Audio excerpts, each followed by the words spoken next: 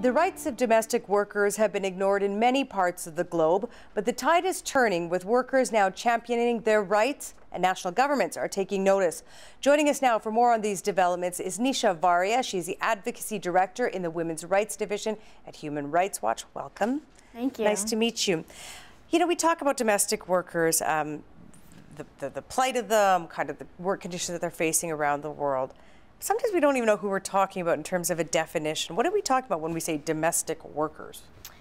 It's a good question. We're talking about usually women and girls who are providing services in the home, taking care of children, cooking, cleaning, really providing those services that are some of the most important parts of people's lives. You know, their children, their elderly parents, their home. So this is a type of work that's really valuable, but yet it's often quite devalued. And it's used around the world. I have a nanny, for example. She's a domestic worker. So most of these women, men in some cases, what countries are they typically coming from? The International Labor Organization estimates that there are as many as 100 million domestic workers around the world. It's a big number, and it's a really important source of employment in many countries. If you look at Latin America, almost 1 in every 4 wage earners is a domestic worker among women, and in the Middle East, it's 1 in every 3. So this is a very important source of employment. In terms of some of the countries that have the most domestic workers, in countries that have high populations, for example, India or China, but we also see really large numbers of women migrating from countries like the Philippines, Indonesia, and Sri Lanka to work in other parts of Asia and in the Middle East. And here in Canada, we have a large number of caregivers, especially from the Philippines. I think it's our first or second source of most people that come here come from the Philippines. How does someone in whatever country they're in, how do you become a domestic worker and leave to go overseas? How does that work? In the research that I've done, which is primarily focused on women migrating from Asia, usually there's a pattern where either they know somebody who's migrated abroad and they see that they've been able to build a nicer house or, you know, put their children through school, and you know, they're looking around for a job and there's nothing available locally, so they think maybe I should try to do this myself, and they may seek out a recruiter and find out what jobs are available. In other cases, we see that these recruiters are much more proactive. They go around to villages targeting women, offering them these very rosy pictures of, if you go and work in this nice house in Kuwait or the United Arab Emirates, you'll be working for some rich people and it'll be easy work and you'll make lots of money. And they don't always get the full picture about what their working conditions will be. So the recruiter is not legitimate sometimes? Yeah, we find that in many cases, these recruiters are not registered. They may not be licensed. Even if there are regulations, they are totally disobeying them. One of the biggest issues, well, there's 2 issues. One is giving domestic workers accurate information about their working conditions so that they know the wage that they're promised is actually the wage that they'll get when they're abroad. The second issue is being charged recruitment fees. You know, the recruiters may charge them certain fees for their passports, for their travel documents, for health checks, and often, you know, these women have very little money, and so they become really indebted. And because they have no money to pay this, it's often subtracted from their salary once they begin working. We saw this a lot, for example, in Malaysia and Singapore, and there's a sort of saying, fly now, pay later. So domestic workers sign up for a 2-year contract. For a long time in Singapore, on a 2-year contract, the domestic worker would not get her wages for the first 8 to 10 months because those first full 8 to 10 months salary would just go to paying the recruitment fees. They'd be recouping their costs. That's right. What they would say. Yeah. But as you can imagine, this really puts the domestic worker in a precarious situation. Let's say she has an employer who's not treating her well, who's making her work around the clock, who may be abusing her.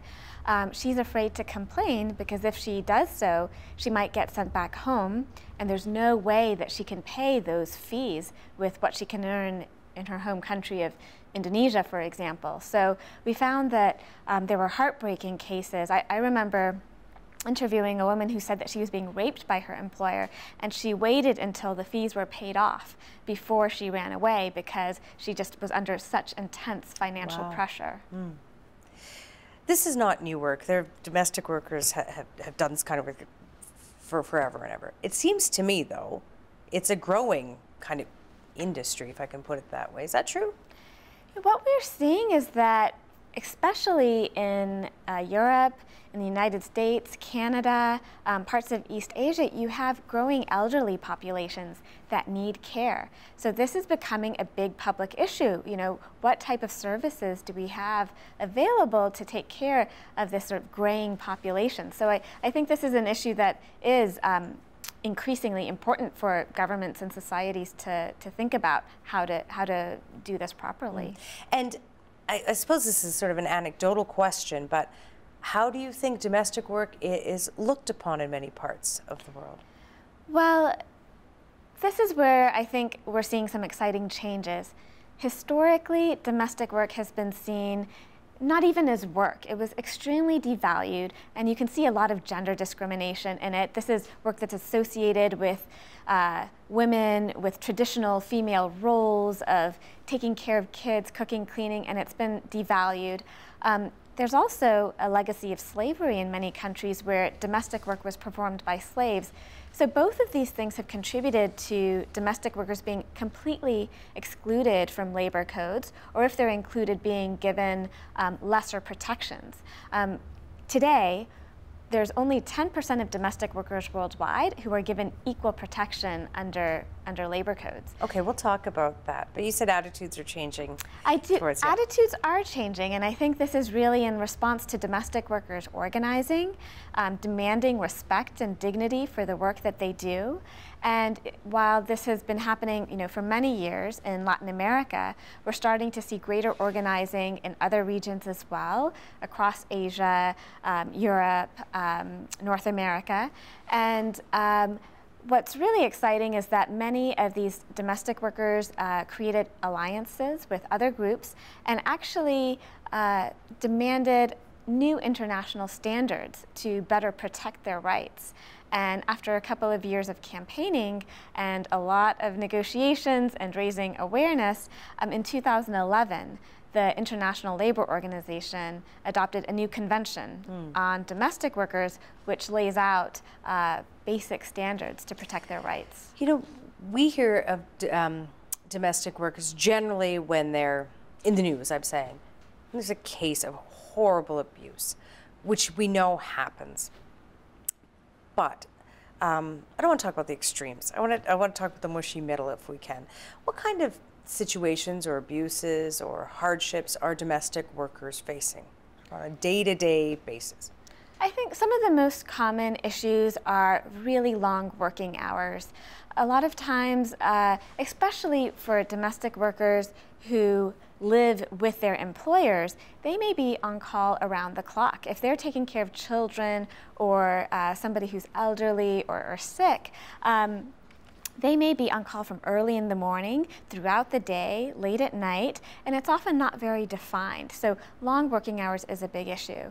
Secondly, low wages, that they, given the important work they're doing. When you think about it, somebody not doing a great job with a spreadsheet at the office, how does that compare to somebody not doing a good job with your kids at home? I mean, this is really important work, and they are paid very little for the work that they're doing. Around the world? Around the world, we see this very consistently, that often domestic work is one of the most poorly paid sectors. And again, I guess we kind of have to look at this sort of in a broad way, because every country would have different rules and stuff. But what recourse, maybe you can set out a couple of examples, what recourse would a domestic worker have to take action if they were, I don't know if I'm using the right word, I'll say abused, but I use that as sort of a wide swath of a word. Yeah, it really varies country by country, and that's one of the reasons we focused on trying to reform labor laws. So for example, in many countries, domestic workers are excluded from labor laws completely. That means if their employer is making them work 18 hours a day, 7 days a week for a fraction of the minimum wage, they might actually not even be able to complain to the authorities because it's not against the law. They're just depending on the whim of their employer to treat them well. So in those cases, it's very difficult. Their best option is to change employers. And this is where migrant domestic workers are often particularly vulnerable. In many countries, their immigration status is tied to their employer. In Canada, it is often. You come in on a permit, it's 2 years, you got to stay with the same employer. That relationship ends. That deal ends. Exactly. And that's the type of situation that makes it very difficult for a domestic worker who is facing problems with her employer because, there's that unequal power dynamic, there's the risk of being sent home. But there are other countries where the situation is better. When domestic workers are fully covered under labor laws, there may be a hotline that they can call. Often one of the issues is that domestic workers may not have a lot of mobility. They're working inside these private homes. They may not have a lot of contact with other people. And so that's important. And we're seeing also what's really important are organizations of workers themselves. One of the best ways to get information about your rights, about where to get help if you need it, is through talking to other domestic workers. So let's talk about these organizations that are cropping up. Who's doing really well at it? Where do you see a good example of this, where domestic workers are getting organized? Well, we see really great examples across Latin America, which has a very strong trade union movement, which has had domestic workers groups organizing for years. And so we see that many of the countries that have ratified the Domestic Workers Convention are from Latin America. They have, in the last couple of years, there have been countries such as Argentina, Venezuela, that have passed really comprehensive labor reforms covering everything from overtime work to maternity pay, social security protections. Uruguay has created this new enforcement campaign to make sure that domestic workers have access to social security. Brazil amended their constitution to protect domestic workers. So we see some really forward and pioneering work being done in Latin America. And where are the obstacles for domestic workers getting organized? Some of the greatest obstacles are in the Middle East. We see that there is a lot of resistance towards extending labor laws to include domestic workers. One of the greatest challenges is that women's status in general is low in that region, and that mobility is also an issue. Domestic workers are often extremely isolated in countries such as Saudi Arabia or Kuwait and United Arab Emirates. And so we see that many of them have very little information about their rights. Many of them may be locked inside the workplace, have their passports taken away from them, and it's very difficult for them to complain to the authorities and to get help. And yet, Nisha, people keep going to places like Saudi Arabia to do domestic work. So square that one for me. It's one of the most important sources of employment for people who don't have other options. And while there are some of these worst case scenarios, and we do see systemic abuses from many of them, there are those who at least get a regular wage and are able to send that home. They may be working long hours, they may have their passport taken away from them, but they are putting their child through school. So I think one of the most poignant things for me is to see the sacrifices these women are making on behalf of their families. They're taking care of somebody else's children while their own children may not know them that well. And you would think that for these women making this incredible sacrifice, that at a minimum their working conditions should be fair. Are there global standards? You talked about the convention, but what are the standards for domestic work? What have we all agreed on as sort of at least the basics of how we should be treating domestic workers? The 2011 Domestic Workers Convention was a great breakthrough because until that point, there had actually been shortcomings in many national laws, but even in some international standards. What the Domestic Worker Convention says is that domestic workers deserve the same protections as other workers. So if a country has a labor law that includes a minimum wage and a day off once a week and compensation for workplace injuries, there should be equivalent protections for domestic workers. It shouldn't be treated as something separate or different because it's taking place inside the home. And those all apply to Canada. Those regulations all apply here for domestic workers. But an international convention that says, yes, they should be treated just like every other kind of work, does it have any teeth?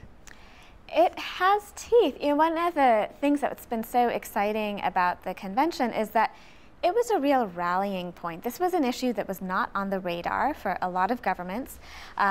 You had many labor officials like speaking up during the negotiations at the beginning saying, you know, we treat domestic workers like members of the family. They shouldn't be in the labor law like other workers. There were a lot of attitudes to overcome. And over this 3-year set of negotiations in which representatives of governments were there were representatives of workers, representatives of employers associations. It was a tripartite process. It was really a process to identify just how bad the situation was for many domestic workers around the world. And it's an issue that has been so invisible and hidden behind doors that it got a lot of visibility. So that was one success out of it. But it also was an opportunity for governments to hear about, well, how do you implement labor laws in private homes? Like, you don't have enough labor inspectors to go around and inspect every home, and there's a lot of sensitivities about that.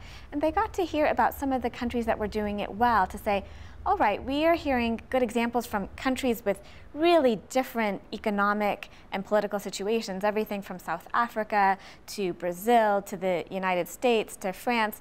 Very different countries were able to do some of these things well. And it mobilized a lot of groups to work on this issue. Whereas it used to just be domestic workers groups, they formed alliances with traditional labor, organized labor. Like unions? Trade unions, migrants groups, women's rights groups. And there was such momentum created around the convention that there have been many dozens of national campaigns in the last few years, and we have monitored at least 32 legal advances in different countries since the convention was adopted. Like what? So, for example, it used to be that Singapore only gave domestic workers 1 day off a month, and now they give them 1 day off a week. As I mentioned, compared to what the rest of Singapore society, who gets what off a week? 2 days? 1 day off a week. They get one. Okay, so now they're in line. Okay. Now they're in line. We have seen, I mean, again, different countries making different changes. As I mentioned, maternity protections, social security protections, looking at things specific to domestic work. So in Argentina, looking at standby time. You know, when you're not actively working, but you have to be on call in case your employer calls you to do something. The Philippines passed a comprehensive law that they really made sure, as they were drafting the legislation, they were looking at the convention and making sure that there was alignment between their national standards and the international standards. And some of the things they did was look at the recruiters that I was talking about before, regulating those recruiters, making them accountable, having a minimum wage, having a contract. So we've really seen some really interesting improvements, and of course the challenge is going to be enforcing it. Okay, I'm glad you brought up the Philippines, because it's one of the big source countries of this, and I want to ask about the other source countries. How involved are they in making improvements to their citizens who have left and gone abroad, for example? How involved are they in these discussions and this convention? You see a wide variety of involvement from different governments. The Philippines stands out as one of the most active governments, and I think that's in part because domestic workers in the Philippines are very organized and demand their government to have better protections for their citizens abroad. The Philippines has also treated migration as one of its important national economic strategies. They plan their economy around the money that migrants are sending home. So we have seen the Philippines having legislation, thinking about how they staff their embassies abroad, coming up with lots of different innovations in terms of protecting their workers. It's one of these things where they're doing more than other countries. It's still not enough. We still see many areas for improvement to make sure that they really are advocating and protecting their workers abroad. But if you compare them to countries such as Bangladesh or Sri Lanka, other countries that have many domestic workers abroad, we see that some of these governments are doing very little. They almost pretend that this migration is not happening, and that ignoring the issue that some of these workers are at heightened risk of abuse given their isolated work in homes. And yet, there is, in some cultures, this pride, like, my sister works in Canada as a domestic worker. So how much is that cultural barrier to overcome in some countries? Yeah, I mean, one of the things that we see is that when I interviewed domestic workers from many different countries, if they had a viable option at home where they would make enough money to support their families, most of them would not want to migrate. It's really a challenge for them because they're given these set of circumstances, and if they're going to migrate, then many of them do seek to migrate to Canada or Hong Kong or Europe if they can. Others, end up migrating within Asia, and there's a lot of migration for domestic work within countries as well, within big countries. It can be some workers may see it as a pathway to setting up a life in a new country, but it comes at a great cost. How many countries have signed on to this convention?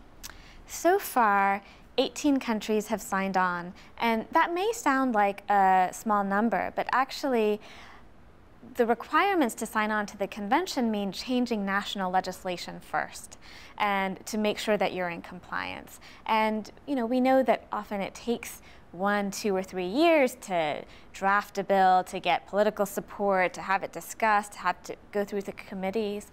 So, I mean, we're actually quite pleased to see that, it's not that a bunch of countries are just signing on to this treaty and not changing anything on the ground. What we're really seeing is that the countries that are signing up are first changing their national legislation, having discussion with workers' groups, and then signing on to the convention. So we'd rather see that slow progress that's really building a strong foundation as we go forward. Have we signed on? Have we Canadians signed on? Canada has not signed on, and we would really like to see Canada sign on. I think that would make an important statement both for the domestic workers in Canada, but also really reinforcing the idea that this is an important standard that other countries should be signing on to as well. What's our position? Why haven't we signed on? I think Canada feels that it has many of the protections necessary, and it says it first needs to get the sign-on of all the different provinces and territories first. But it's an important move to make, so I would really like to see greater progress. Has the United States signed on? The United States has not signed on either. We've seen a number of European countries sign on. Germany, Italy, Belgium, a number of countries have signed on. When you look at North America, though, two biggest countries not signing on, not population-wise, but the two biggest countries in terms of using domestic workers, migrant domestic labor. What do you think that we haven't signed on? Like, is it just a reluctance, or is it just like, we got this thing, we got it licked? It's different in different situations. With the United States, there is a reluctance to sign on to international treaties in general. So it's not so much about the issue of domestic workers, it's the issue of signing on to an international treaty in general. And so, there has to be a lot of creative work by the groups on the ground to think about, well, are there ways that we can get states to align their laws with the Domestic Workers Conventions? Are there ways we can have municipal regulations that do so? But I think it is really important for the United States and Canada to think of themselves as part of the international community, that the greater support there are for these standards is really meaningful both domestically and for making sure that these abuses are not happening worldwide. And, it's, I think, a real shame and an embarrassment when, when these countries try to project themselves as real leaders on human rights, on women's rights worldwide, not to support a convention that provides such important protections for a group of workers that are particularly at risk of abuse. I want to ask you this. I'm going to round out our conversation. It's sort of a personal question because it's something that I talk about with my friends. I have a nanny that helps take care of our children. Many of my friends do. And we always have this debate about, are we supposed to, we have to follow the rules and the regulations, but are we supposed to feel guilty for doing this? Is this an okay thing to do, to hire migrant domestic workers? What's your message to someone like me? It's a good question. You know, I think this is such important work that should be valued, and it is also an important source of employment. I think the issue is making sure that you recognize that your home has now become a workplace and respecting that worker's rights. You know, having a clear, contract which sets out their rights so I think, really making sure, looking at what the minimum regulations are, going above and beyond that. Those are usually minimum regulations, but not to feel bad for employing a domestic worker. I think it's really important work. It's work that's been devalued for so long, and thinking about really treating domestic workers with dignity, I think, and treating them like workers and making sure those rights are respected. I think that's the best way to go about it. Phew. Thank you. Thank you for coming in and talking to us about this as well. Well, thank you. Help TVO create a better world through the power of learning. Visit supporttvo.org and make a tax-deductible donation today.